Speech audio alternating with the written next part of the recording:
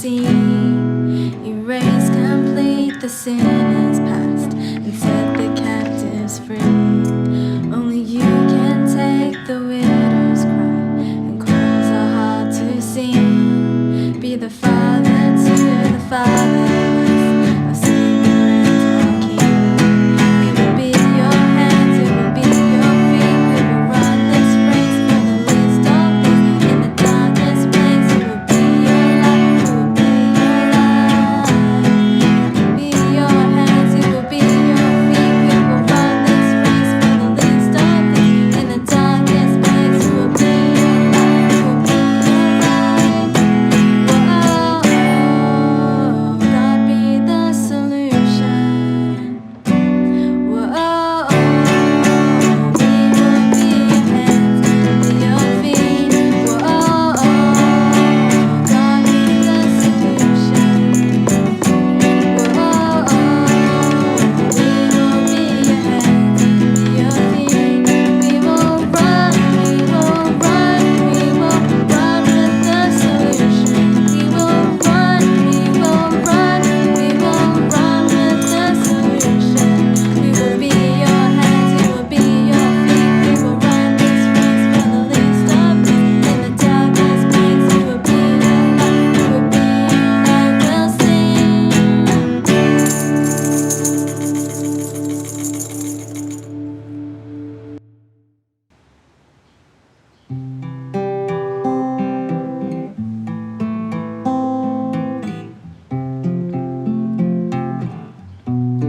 What could stand before you as you chose to embrace a cross so undeserved you took for me, the weight of sin upon you, when you offered your life as you walked the streets of men with fading strength.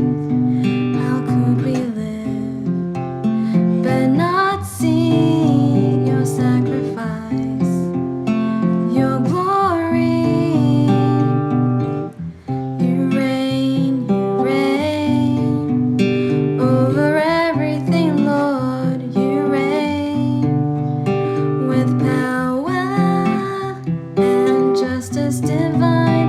Over everything, Lord. You reign. What was your last thought as you drew your last breath, where the victory was yours for us to see?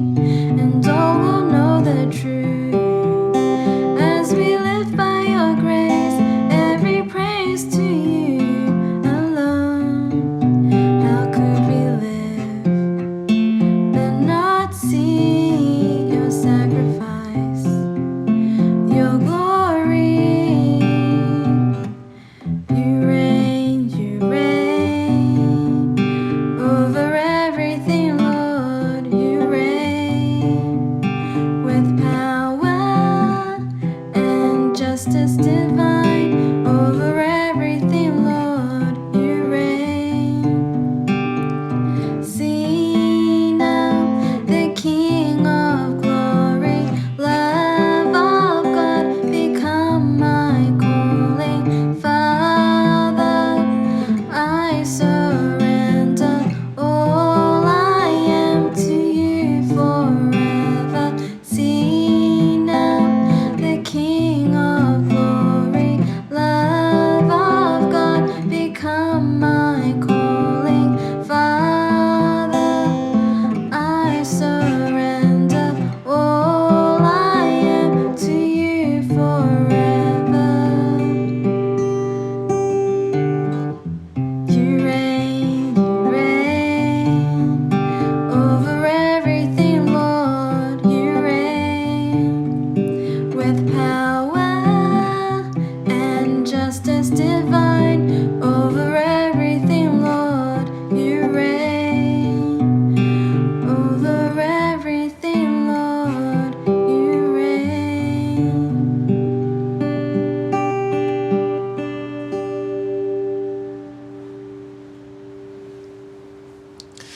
Hi again, guys. Welcome back.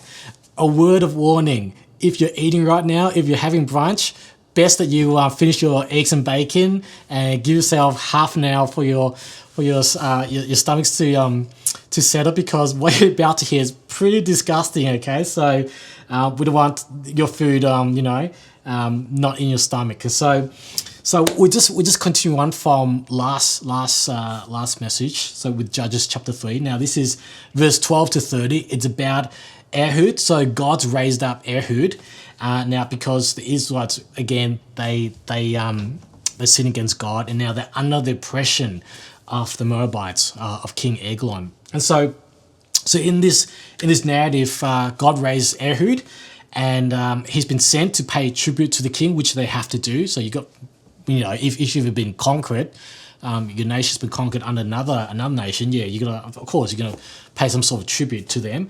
And so he does, but there's a mission. He has a mission, and that mission is to assassinate the king, King Eglon.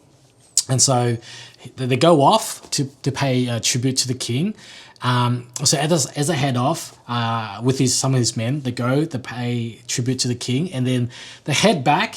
And then interesting detail here is that he sends his men away when they get to Gilgal, and he sees the idols that's been erected there, so statues or idols of the Moabites. And so he sends his men home, but then at this point he continues with his mission to assassinate the king. So maybe at the start, maybe he lost the confidence and lost his vision, the focus, and so he was heading home. But now at this stage, he heads back. So I think that's an important detail, which we'll get back. So he heads back, and he tells the king, "I've got a secret, a secret message for you," and so which entices the king. And so the king tells his attendants, so maybe they suspect something's a bit fishy with Ehud, and so they try to persuade him not to. But then he sends them away because he wants to know. And so he receives Ehud. Now, interesting, the Bible describes him as very fat. Okay, so if the Bible describes him as very fat, you can be assured that he's very, very fat. Now, that's an important detail which we'll get back to as well. And so he receives Ehud, and now the Bible describes that he receives him in the upper room. Now, we're not too sure what it entails, but what we can assume is that it's a place where it's probably open space. There's a lot of ventilation, and it's probably a place where the king has his toilet, where he spends time in doing his business. Okay, so we can kind of deduce it down to that. So he receives them there, and then he goes, "Oh, king, I've got a secret message," and he goes, "A message from God." At the very instant, the king stands up. Okay, so this is the reading of this is more akin to something like Game of Thrones or some Hollywood script, So it's pretty that has that kind of like that violence adventure to it. And so at the moment, the king hears that, and then he stands up out of surprise, and then because he's left-handed. Now I didn't practice this, but since he's left-handed, so maybe he had positioned his sword on his right thigh, so maybe it was a really efficient quick draw. I didn't practice it, didn't have the means to. Quick draw, efficiently draws the sword and then stabs the king. And now the Bible described because he was so fat. So you can be pretty imaginative with this. It's pretty disgusting. He stabs the king. The king was so fat that his fat just swallowed the sword whole and went out the other side, and then you can just imagine just all the entrails, internal guts, and all that just being, spewed out of his body. So it's pretty disgusting and graphic detail right here, and so Ehud kind of locks the door and goes to the porch, I think, to hide.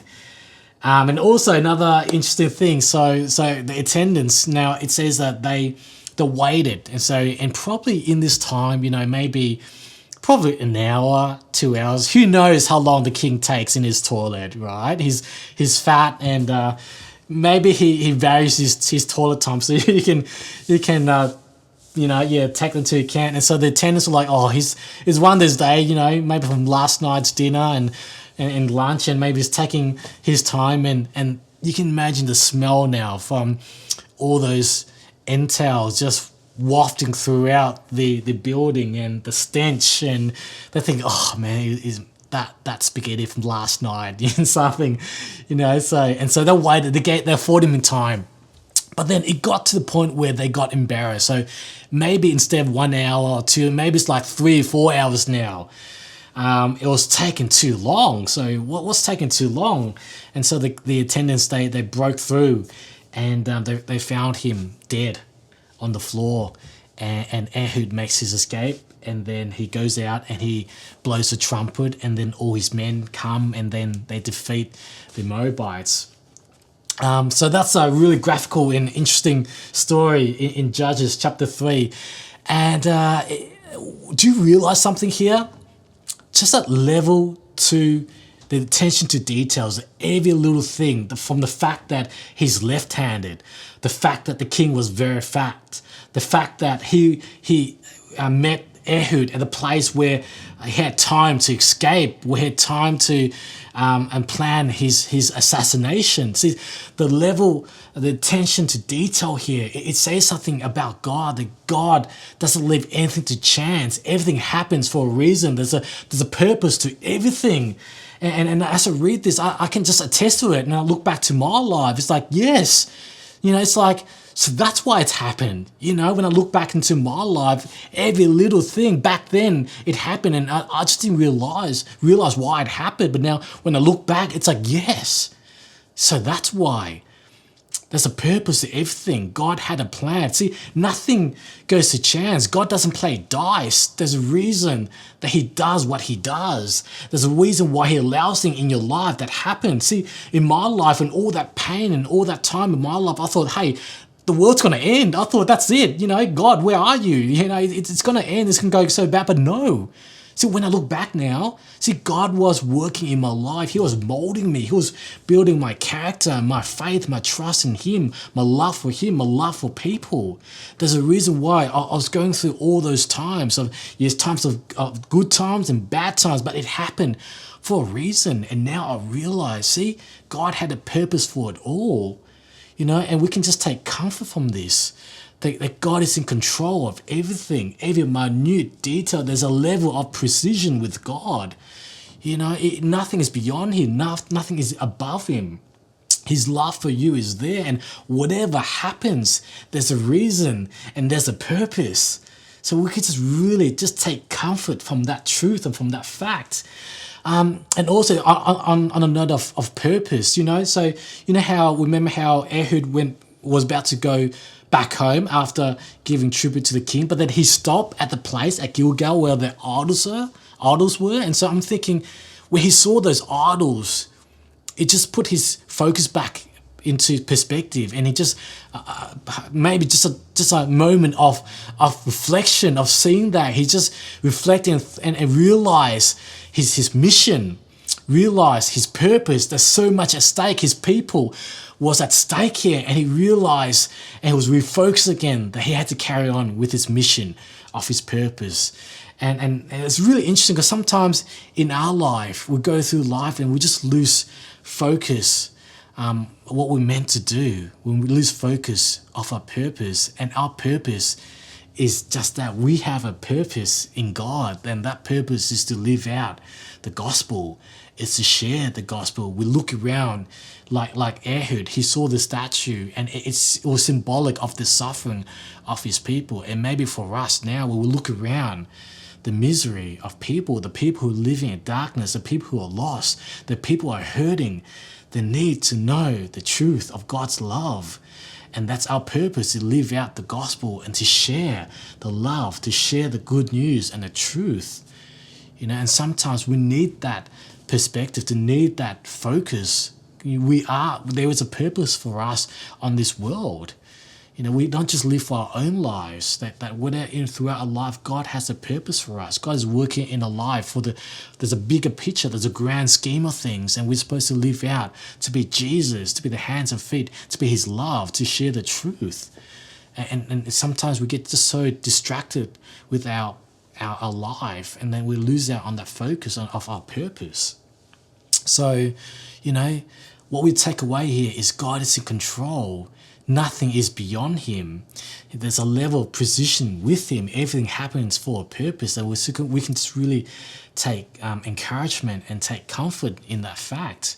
And the fact that the truth is that we have a purpose, we have a meaning in our life, and God calls us, to live out that, to share the gospel, to make disciples of all nations. And that's our purpose while we're here. We're supposed to share God's love and God's truth. And there's so many people that are suffering and living in the darkness and in that misery, in that suffering. That's why we're here. So we shouldn't lose sight of why we're here and of our purpose. So I just want to share you that message today. And it's a bit disgusting with Ehud, and it's quite graphic, but so may you just be encouraged by this message, and hopefully you just find the presence of God is growing, his love growing in your life, and realize your purpose and everything that's happened. There's a purpose behind it all. And so peace, and God bless you heaps, and I'll see you next week. Amen.